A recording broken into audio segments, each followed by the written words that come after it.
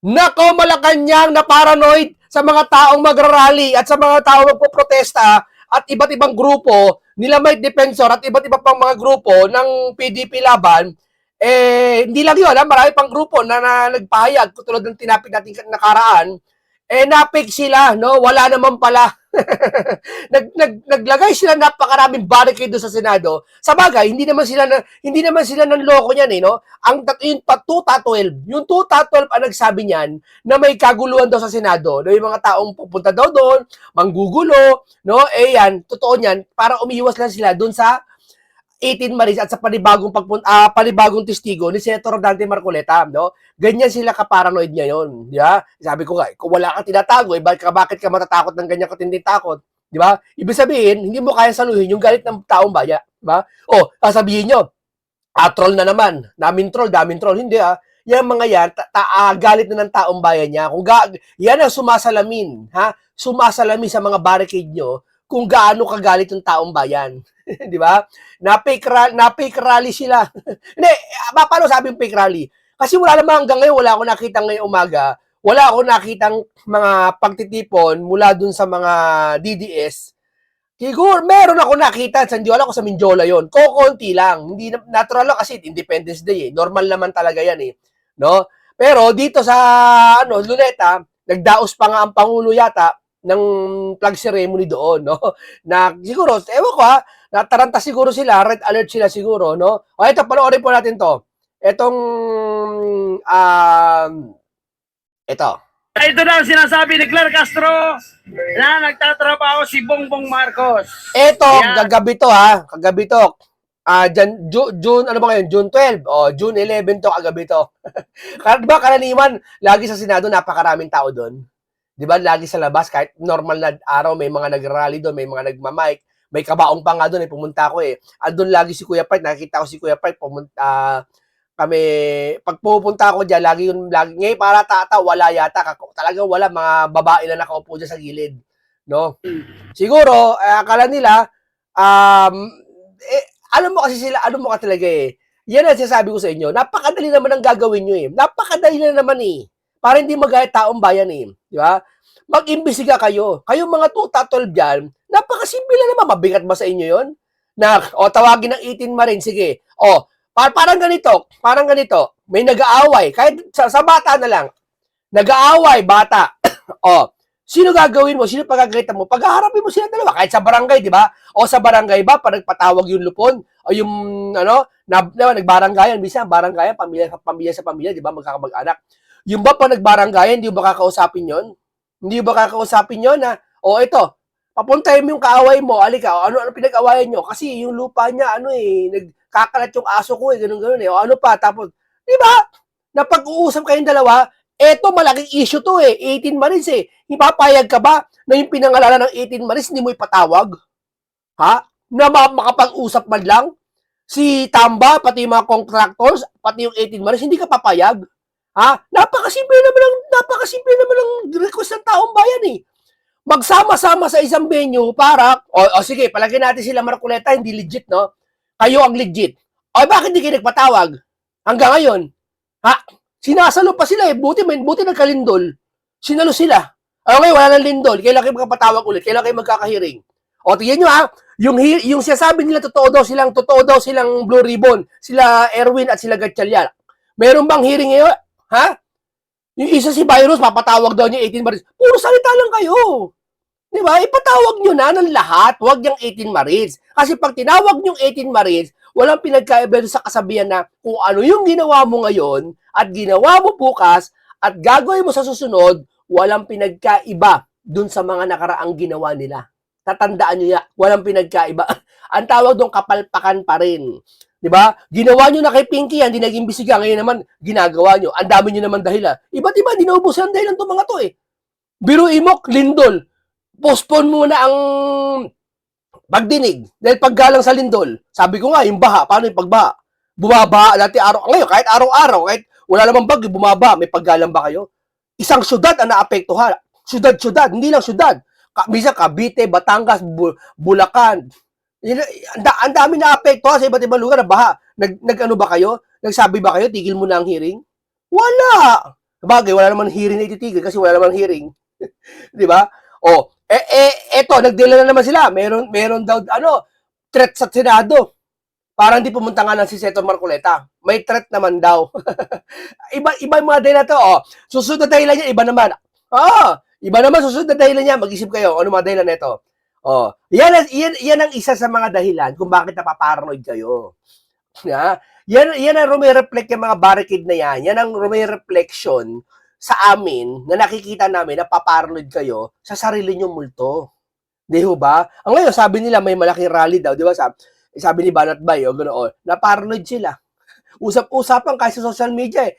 Wala naman, di ba? Yan kasi. Yan ang kasalanan niyo kasi yung simpleng investigasyon na hinihingi ng taong bayan, ayaw niyo ipagkaloob. Di ba? Ito pa. So, pinuno po ng barbed wire, razor wire ni Bongbong Marcos ang harap ng Senado.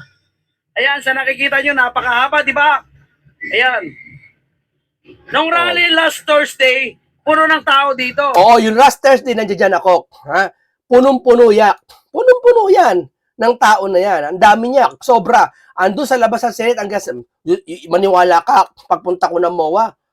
Yung mga MOA, punong-puno na, puro realista.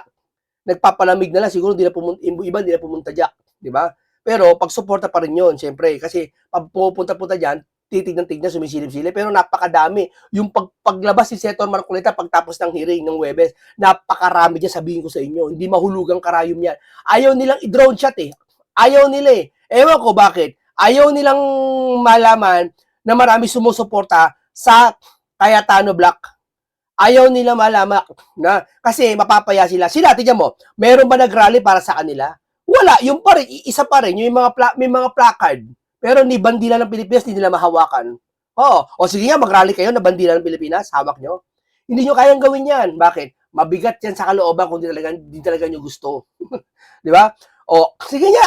Saan nyo nag-rally para sa kanila? Wala naman eh. Sila, iisa lang. Di ba? Yung pa rin. Yung magkakasama, full force na yung mga yon, magkakasama ilang grupo, 3 grupo yon. Di ba? Meron ba? Ito ka na, Erwin, may nag-rally ba para sa kanila? May mga sumuporta ba?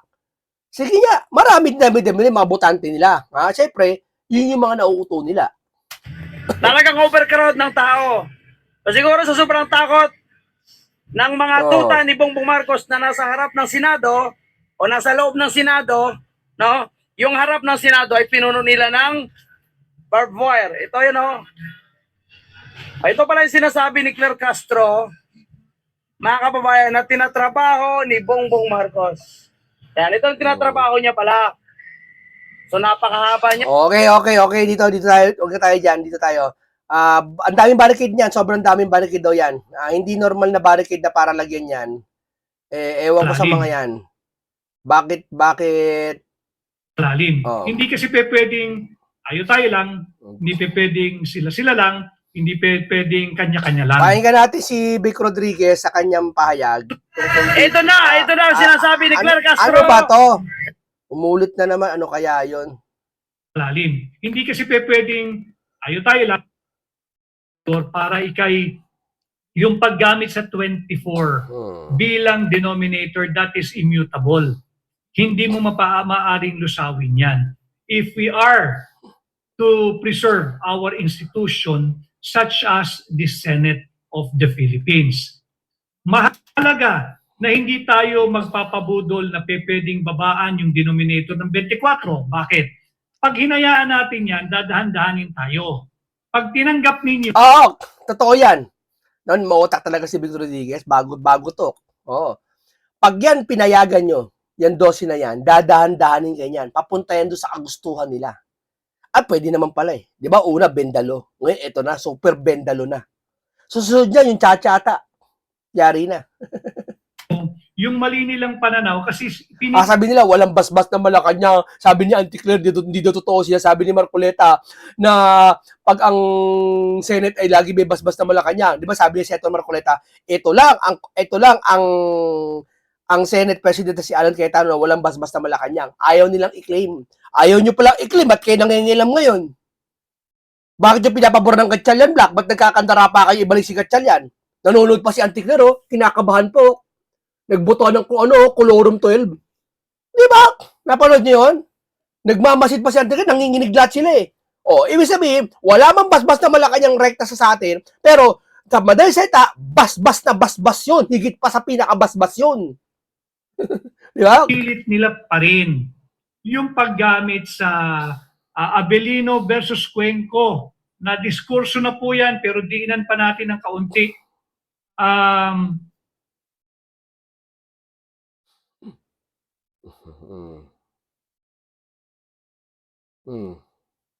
Diinan pa natin ng unti. Yung Abelino versus Cuenco, ito'y dinesisyonan noong 1935 Constitution. Alam na po nyo yan, na diskurso na natin dito, na bahagi ko na sa inyo. At kung titingnan ninyo yung exact provision na nakaangkla itong desisyon ng Korte Suprema nung araw, yung Abelino versus Cuenco, doon din Article 6, Section 10, Paragraph 1. Pero doon sa Article 6, Section 10, Paragraph 1, noong 1935 Constitution, wala doon yung salitang all. Wala. Immaterial na po yun, mutin academic na yun, nadidiskurso lang natin para lang patibayin kung bakit malinaw na yung 24 immutable. Sapagkat in the same Article 6, different paragraph na, Article 6, Section 16, Paragraph 1 and 2, malinaw dyan. Sa pagboboto ng mga Pangulo ng Senado, kinakailangan mayorya ng lahat ng senador. Ang mayorya ng 24 bilang denominator ay 13, hindi 12. Bakit mahalaga ito? Immutable yung baseline na yan, yung 24, sa pagpili ng mayorya. Bakit mahalaga ito? Huwag tayong pamayag na dahan-dahanin nila yan. Kasi may nakahilerang impeachment trial ang pangalawang Pangulo. And I am discussing this objectively. Kahit sino pa ang pangalawang Pangulong nakaupo, merong nakahilerang impeachment trial. May nakaschedule. Ngayon, pagpapayag tayo sa dispalinghadong argumento nila na pwede mong babaan yung 24 sa baseline or denominator sa pagpili ng mayorya or to establish the majority, pagpili ng Pangulo ng Senado, maaaring gamitin din nila ang baluktot na katwiran na yan pagdating sa pagdinig ng impeachment. Ngayon, bakit mahalaga ito? Immutable yung baseline na 24 sa tatlong may init na usapin, sa pagpili ng Senate President, sa magaganap na impeachment trial laban kay Vice President Inday Sara Duterte, at dito sa nagbabadyang Constitutional Assembly o yung CONAS, yung charter change. Inuunti-unti nila yan. Diba? Pinapaniwala yung tao dun sa maling paraan nila. Diba? Yung Quorum 12 na yan, pinapaniwala nila kasi talaga may plano sila dyan. Talagang gusto talaga, alam mo talaga dito makikita mo talaga sila, no? Talagang desperado na yung ginagawa nila. Halata na first time na history, nagkaroon ng threat yung Senado, may threat daw. Samantala, punong-puno ng pulis yung harapan, nagkaroon pa ng threat. Ha? Sipin mo ha? Ngayon lang siya nakaisip ng ganyan. Pasok na pasok sa paraan talaga no? Pinadak yung Senado para lang, di ba? Sabi mo, sa GSIS, alam ko marami pong pulis doon. Tapos, doon sa may papuntang Moa sa may tulay, ang daming mga nakatambay na pulis doon na naka-reliebo, papalit doon sa may mga barricade doon na pulis, human barricade, na naka-shield lahat sila. Palitan nyo, ang dami noon. Sabi mo, magkakaroon ng gulo, ay makakapasok nyo sa Senate? Kayo naman. Diba? Na-diskurso na ho natin yung pagpili ng Senate President. Tungo tayo dito sa pangalawa sa listahan, yung impeachment of Vice President Inday Sara Duterte. Pag sinunod natin yung baluktot na katwiran na pwede mong pababain, yung bilang, yung denominator, yung immutable baseline na 24, ibig bang sabihin, bababa na rin yung pag-establish mo ng 2/3 ng Senado sa pagko-convict sa nakaupong Vice President? huwag tayong magpapalinlang. Kasi pag 24 yung denominator, ang 2/3 niyan, 16. Malinaw yan. 16 yes votes ang kinakailangan to convict ang pangalawang Pangulo na uupo dyan sa impeachment court pag nagsimula na ang impeachment trial. Kaya nga nagpapakulong eh. O, ito, pustahan tayo. Bago itong week na to 2 linggo mula ngayon, 3 linggo ba? 3 linggo muna. Ha? Tamo, may ipapahuli nila si Bongo. Oh! Tapos si iba pang sila to, kakasuhan nila, tingnan mo. Ganyan yung mga yan eh. Desperado na eh. Tatakutin nila, 12 na sila eh. O, kung may bumaliktad pang 2, 3, hindi si 15 na. O, kung magpapakulong pa sila, ang dami eh. Di ba? Dahil magagawa itong mga to eh. Hindi pwedeng pababain din yung baseline. Tatlo pa pipilian nila eh. Kung hindi nila mapapaba si Sara, sorry lang sabi ng chismis, maaari ipasok yung sabi ni Amy na no election. Yeah? Huwag lang makaupo si Sara. Immutable baseline na 24. Kung hindi, magkakaroon ng anomalya. Pag pumayag tayo, ngayon pa lamang, di ang gagawin na lamang ng kasalukuyang administrasyon, magkulong ka pa ng 3 o 4 na senador para bumaba yung bilang, yung denominator. Pag nagkulong ka ng 4 na senador, mauuwi tayo sa 20 ang bilang ng senador, yung aktibo. Pag sinunod natin yung kanilang maling paliwanag, ano ang 2/3 niyan? Di bababa yung threshold. Hindi yan ang naging pakay ng mga framers o naggumuhit, sumulat ng ating kasalukuyang saligang batas. Sapagkat ang impeachment process, bagamat ito'y political and legal, napakasensitibo at sagradong mekanismo nito. Ang iyong inaalis dito sa kasalukuyan, pinagtatangka ang alisin sa katungkulan bilang Vice President si Inday Sara Duterte na ibinoto ng 32 milyong Pilipino. Napakalapot ng mandato, mas malaki pa ito. Sa kasalukuyang Pangulo mas malaki ang naging boto ni Vice President Inday Sara kesa kay Bongbong Marcos. Ngayon, sabi nila, kaya daw nanalo si Sara dahil kay Bongbong. Yung bago tumakbo si Bongbong, lamang sa sorbet si Sara. Di ba? Saka, ang maraming sumusuporta kay Sara na malalaking organisasyon, na kung hindi dahil kay Sara, hindi sumuporta kay BBM. Kung 32 million si BBM nasa, di ba, parehas lang sila, mga 31 million yata si BBM lamang 2 million yata si Sara sa kanya Lamang na lamang si Sara doon dahil maraming bumoto nga kay Sara na bumoto din kay BBM. Pero kung mawala lahat yon, baka maging siguro meron din mga 12 million si BBM kahit paano. Pag didinig ng kasong impeachment sa kanya, sa articles of impeachment, dati, malakas ang Marcos, hindi pa tumatakbo si BBM kasi pakiramdam namin ang Marcos malakas. Kasi yung senior talaga, okay talaga yung ginawa ng senior. Talagang napaganda niya yung ibang Pilipina, yung palit sa parte ng Pilipinas, di ba? Yun. Siya, iba na ngayon Sinunod natin itong maling direksyon na maaaring babain o pababain yung denominator at hindi na 24. It will follow soon, very, very soon, if we will allow it, pati yung pag-establish o pagbibilang ng 2/3. 2/3 hindi na ng 24. Maaring 2/3 ng 20 o 2/3 ng 19 o 2/3 ng 18. Pabababain ng pababain. Hindi yan yung diwa ng mga sumulat. Yun ang pangunawa nila Kaya naging majority ang 12 sa kanila, quorum 12. Yung quorum 12 na yan, kasi paniniwala nila si Bato sa si Jinggoy wala na So magpapakulong pa silang 2 para ang maging majority is 10 na lang. Di ba? 11 majority na. O kahit 10, ang 9 sila, ang 10 majority na. Magpapakulong pa sa ng isa, si Senator Marcoleta, para impeachment, pasok na. Marami silang choice Di ba?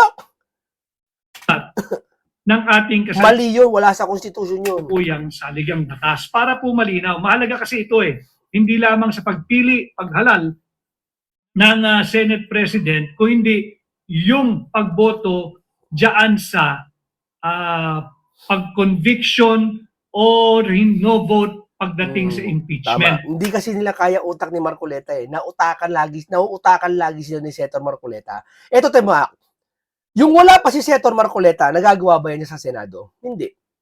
Bakit siya sabi ko si Senator Marcoleta ang utak niyan mga yan? Ha? Siya lang naman matapang eh. May lumalaban ba sa Senado dyan sa bote kay Cayetano? Wala. Si Marcoleta lang. Kaya sila dalawa ni Cayetano, utak niyan. 'Di ba? Kaya sila nalilin lang sila. Kumaagat sila sa lagi sa patibong ni Dante, ni Marcoleta. Laban kay VP Inday. Huwag tayong magpapadala sa maling argumentong yan. No, hindi po tama yan. Kaya nga yung ating pamagat, Immutable 24 versus Senator's Fake Win. Dalawa yung pinatutunguhan natin. Yung isang Senator Fake Win, si Senator Fake Win Tulfo. Diba? Si Senator Fake Win Tulfo na nagpipilit magsagawa ng pagdinig ng Blue Ribbon. Bakit ba takot na takot kayo na magpatuloy yung pagdinig ng totoong Blue Ribbon na pinamumunuan ni Senador Dante Marcoleta? Tatanggi nila yan, hindi kami takot. Tapos ia-adlib nila, si Senator Marcoleta ang takot kasi hindi pumirma sa partial report. Ba? Antindi, no? Antindi ng kabig, wala sa katwiran, wala sa hulog. No? Partial report, ba't matatakot si Senator Marcoleta pumirma sa partial report? Ha? Hindi matatakot yun. Di ba? Ba't matatakot? Ikaw, anong dahilan ba't matakot si Marcoleta sa partial report? Ang tindi ng mga to, no? Magsisinungaling lang eh. Sana pag nagsisinungaling kayo, sana yung dikit-dikit man lang. Yung makatotohanan. Hindi tayo dapat pumayag na ang Senado ay ang impeachment court ay pagpe-preside ng isang Senator Fake Win Gatchalian. Again, hanggat walang 13, Senator Fake Win sila. Peke yung pagkapanalo peke yung pagkaupo. Yung ginawang pagdinig, nakita naman ninyo. Yung ginawang pagdinig ni Senator Fake Win Tulfo bilang fake chairman ng Blue Ribbon. Diba? Hindi naman nakikinig ang tao diyan. Pagka meron silang 13, by all means, take over all committee chairmanship, walang pwedeng magtanong. Walang pwedeng magtanong. At ito ang ating programa, ang ating podcast, paliliwanag din natin. Pag sila na ang mayorya, wala tayong magagawa. Meron silang mayorya Pero, hanggat wala kayong 13, iyan ang babansag sa inyo. Hindi ka pwedeng maging presiding officer ng impeachment court dahil Senator Fake Win Gatchalian ka. Fake win yun Hindi yun yung diwa ng mayorya. Ganon din yung pag-assume ng chairmanship ng Blue Ribbon. Senator Fake Win Tulfo ka naman. Diba? Ngayon, kunain lang din natin. Kasi hindi lamang ngayon nangyari yan. Diba? Imaginein mo, ilang taon na si si Senator Dante Marcoleta.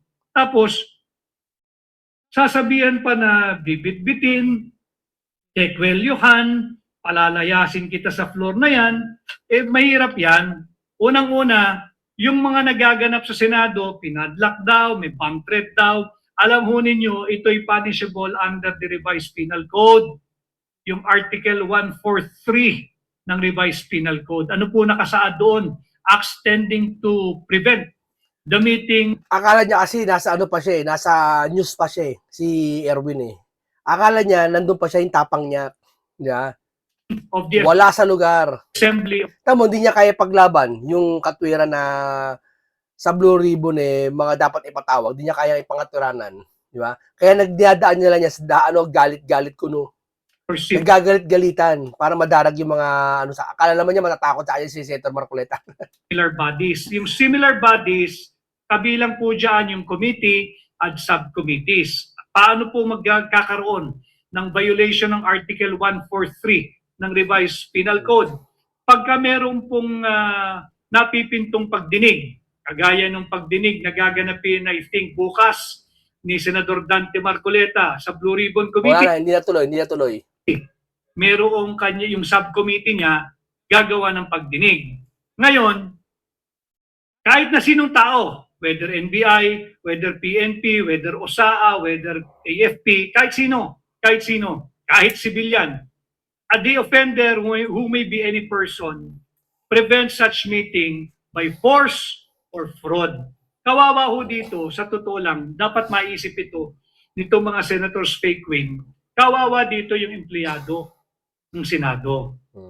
Alam mo ninyo, yung mga nanonood Hindi lang empleyado, buong taong sambayan ng Pilipino. Una, hindi na imbisiga yung flood control. Di ba?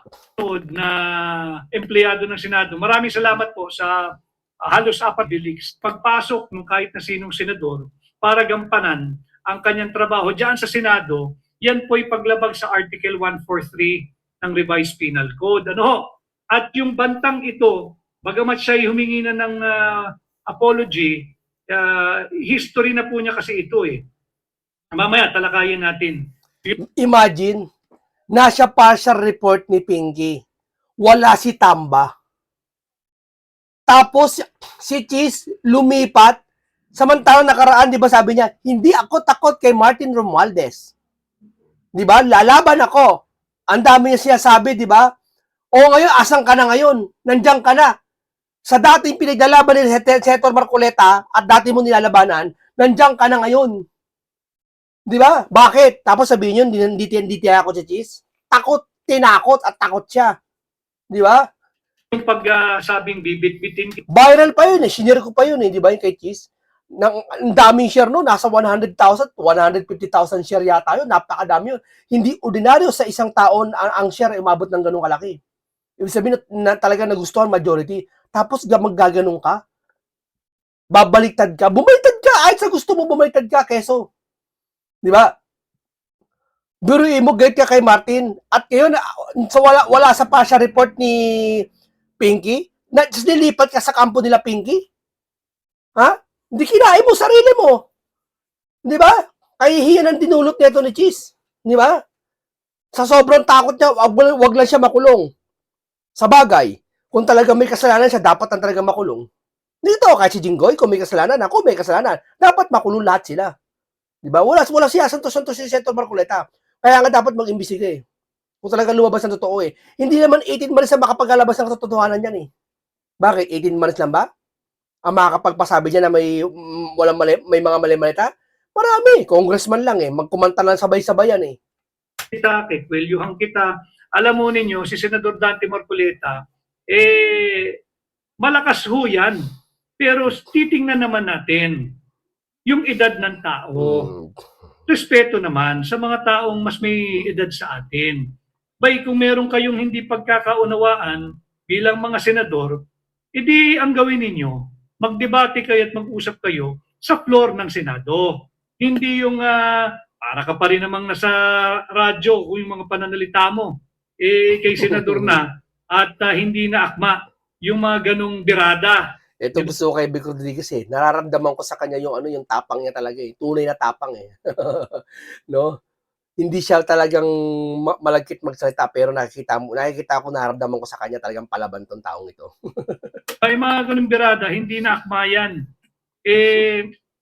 Ilan taon na si Senador Dante Marcoleta. He doesn't deserve that kind of disrespect. Just to establish the kind of person at personality nitong si Senator Fake Win Tulfo. Hindi lang niya ginawa ito ngayon kay Senator Dante Marcoleta. Ginawa na rin niya yan kay dating general na naging secretary ng DSWD na si Rolly Bautista. Yung dating kalihim ng DSWD si General Rolando Rolly Bautista. Ginawa na rin niya. At ang sinabi niya ngayon kay Senator Dante, bibit-biting kita, kekwelyohan kita, palalayasin kita sa floor na yan because I am the legitimate Blue Ribbon Chair. Sabi yan ni Senator Fake Win Tulfo. Sabi mo eh. Yeah, siya na may sabi nun. atras tayo ng kaunti. Back in 2019, ginawa na rin niya yan sa isang general. Hindi, style ng tulpo yan. Checkmate na ngayon eh. Style nila yan. Gagawa ng ganito magsosorry. Style nila yan, maniwala kayo. Maski isang tulpo, pati matandang tulpo, style nila yan. Magsasabi siya ng masakit na salita, yung medyo nakakatakot. Sabagay, anong tatakot na naman sa kanila, yung ordinaryong tao eh. Yung ano eh. Oh, hindi naman dapat sila katakutan eh. Di ba? Sa salita lang naman sila eh. Kumbaga sa aso, ang katakutan mo yun ang habol, hindi yung kahol ng kahol. Di ba? Ito, style nila yan eh. Oo. Gagawin niya, insultin lahat pagkatao mo, tapos magsasorry. Yeah? Pinagpipitagan, Eh, respetan. dapat to, di pinapatawad to mga to eh. Ako, di ko papatawarin yan. O, ayan, si Erwin, bibigbitin mo si Senator Marcoleta. Ha? Hindi kita patatawarin. Pag sinabi mo na. Di ba? Yun lang yun eh. Mahal ng mga sundalo, past and present. Itong si General Rolando Bautista, dating DSWD Secretary. Ano naman ang pinagsasabi niya noon? Nag-rant daw siya, nag-apologize din for his excessive ranting on radio at ang sinabi niyang, and I quote, pero yung pagpupuna po kay General Bautista, pagtawag ko sa kanya na walang kwenta, inutil, hindi ko babawiin yon kasi trabaho naman ng bawat opisyal magtrabaho. Imaginein mo kung gaano kaanghang magsalita ito. And now, idinimanda yung 18 dating sundalo.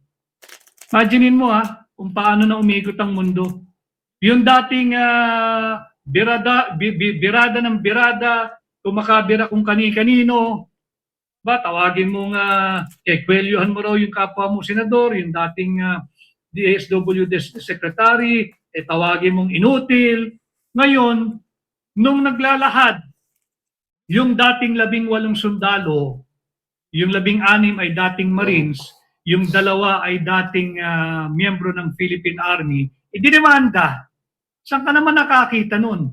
Naging senador ka na, kung kailan ka naging senador, at saka ka naging onion skin, come on, you can be better than... Ibig sabihin dito, galit-galitan lang siya. Style niya yan, galit-galitan lang. Di ba sabi ko sa'yo, pati bong ni Erwin yan, kunwari lang yan, hindi uubra kay Marcoleta yan. Kayo nautakan kasi akala nyo may hearing ngayon. Di ba? Alam mo, may threat man o wala sa Senado, maghihiring si Senator Marcoleta. Hindi porket nagsabi kayo na may threat dyan, natakot si Senator Marcoleta may hearing, akala nyo lang yun. Di ba? Si Senator Marcoleta, kahit may digbaan dyan, pupunta yan dyan. Dahil kasi dami ng pulis, nakita mo dami ng pulis doon, 1,000, ha? 10 beses mo dami noon. Yun yung nagpunta ng Huwebes. Higit pa. Tansya ko nung Huwebes. Yung nakaraang Huwebes sa Linggo, ang pumunta doon, ha? Hindi nila dinrone shot eh. Ang pumunta doon, ha? Tingin ko, hindi tatingin, ha? Ayon sa datos ng aking impormasyon, ha? Ang pumunta doon, nasa 12,000. Di ba? Hindi yan binalita. Sa mga vlogger lang binabalita yan. Senator Faquin Tulfo, hindi pwedeng ganyan. Hindi ka pwedeng onion skin. Kung makabira ka dati sagad hanggang buto Bakit ngayon naglalahad itong 18, ang pinakamatibay na armas dyan, harapin mo. Sana hinarap mo doon sa subcommittee level. Doon ka makipagtuos. Talaga bang nakita mo ko? Tinanggap ko? Kailan? Saan? Ano suot ko? Kumprontahin mo. Kung wala kang tinatago. Diba? Kung wala kang tinatago. Pero kung meron kang tinatago, may problema ka nga talaga. Tatakbo ka ngayon dyan sa husgado at you're going to use yung cyber libel o yung libel law pang-intimidate dito sa 18. Yung banta, bagamat siya'y nag-apologize na, pero pag-usapan lang natin, dahil pinipilit pa rin nila na sila yung bagong mayorya. Hindi nga, Senators Faquin Gatchalian at Senator Faquin Tulfo, kumuha kayo ng 13, tapusin ninyo ang usaping ito. Get 13, tapos ang usapan. Nobody, no one, wala man kailangan magpunta sa Korte Suprema. Settle it. Get 1, get 2, get 3. Pinakamaganda kung kaya ninyo. Tapos ang usapang yan. Pero hanggat wala kayong tunay na mayorya, enjoy the moment na kayo ang minority. Ayaw nila tanggapin. Natataranta sila eh. Taranta sila. Si One Bull, pati mga tumanggap ng maleta, taranta na lahat sila. Di ba? Use all available. Sabi nila, scripted ang 18 Marines kasi si Junel, hindi pa naman daw ko, si Junel, kailan si Junel, di ba? Kailan niya na, si Junel. Hindi pa naman daw congresswoman si Junel, ba't naman daw tatanggap ng pera yon? Ba? Bakit? Pag tumanggap ka ba ng pera, kailangan congressman ka? Ha? Bakit? Hindi ba pwedeng si Junel ipinantakbo niya? Di ba yan ang issue sa kanya sa Bilibid? Kumuha ng pera doon kay sa mga lord doon sa Bilibid, pantakbo sa eleksyon. Di ba pwede kahit di siya congressman pa tumanggap siya ng sobre-sobreng pera diyan. Di ba inabutan daw siya, sabi ng 18 Marines si Junel? Sabi ba naman ng mga Pinglawan, mali script nyo, hindi pa naman congressman si si Junel ba't tatanggap siya? Nakita mo yung nila? Bakit? Congressman lang ba tumatanggap ng pera? Kahit ordinaryong pera, kahit tumanggap, no? Parliamentary tool. Nililigaw nila taong bayan sa katwiran nilang gusto nilang papasukin. Yan, di ginagawa ngayon nila. Pinapaniwala yung taong bayan sa 12 quorum na yan. Para makipagtuos kayo sa mayorya. Pero hindi yung brasuhan. Di ba? Hindi pwede yung brasuhan. Kagaya nung nangyayari ngayon, yung outburst mo dati, outburst mo rin nung makailang araw, laban kay Senador Dante Marcoleta.